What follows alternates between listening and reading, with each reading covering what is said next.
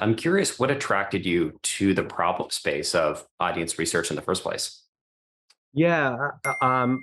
So I, during my tenure at Moz, I helped out a lot of companies, especially out of startups and challenger brands and, small indie companies that are trying to compete with big guys.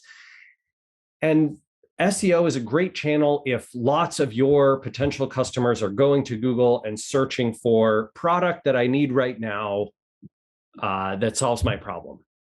But in a ton of spaces, that's not what happens, right? People don't just go to Google and search for the thing that they need. What happens is they consume media and they listen to podcasts and they watch YouTube channels and they subscribe to people on Twitter and LinkedIn and Facebook and Instagram and TikTok, and they read subreddits and they follow websites and they subscribe to email newsletters that inform their decision making around, do I have this problem? Should I invest in solving this problem? What are the solutions out there?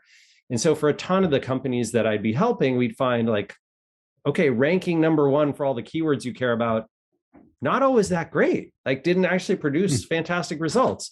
But what we did find instead was that, if you manage to be in all the publications and places where your audience pays attention, then things really, start to turn around. And in fact, it can have a positive impact on SEO too, because people will start to prefer you in the searches, and you get more links and more authority from all the places that talk about you and mention you, and people have heard of you before they get to your website, and they have signed up for your email newsletter, and they've followed you on social, and all these sort of positive brand halo effects. Hard to measure things, but very impactful.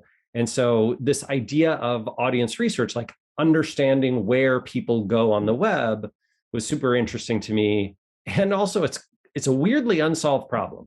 Like, take away SparkToro.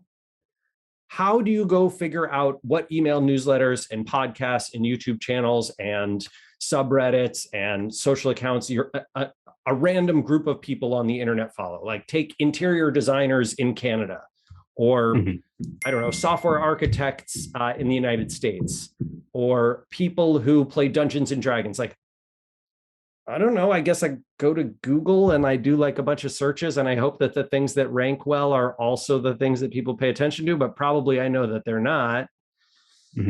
So maybe I can survey my audience. Like, I make a bunch of relationships in that field, and then I send them a big survey. I'm like, hey, tell me about which podcast you listen to. And people are terrible at answering that question, and surveys are terrible. So like the only way, Colin, to do this is you learn lockpicking.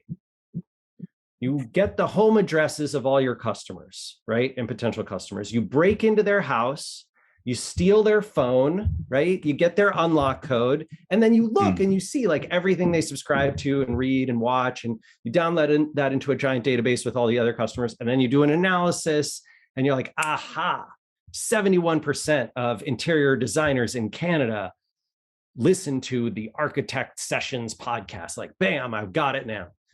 And this is super illegal and highly unethical. No one should do it. So what Casey and I, my co-founder, and I realized is that actually a ton of people put this data out there publicly on the web. If I go to your Twitter account right now, it'll show me everything you've ever tweeted, all the text content you've ever sent, show me everyone you follow, right? Every account that you follow and all the replies that you sent.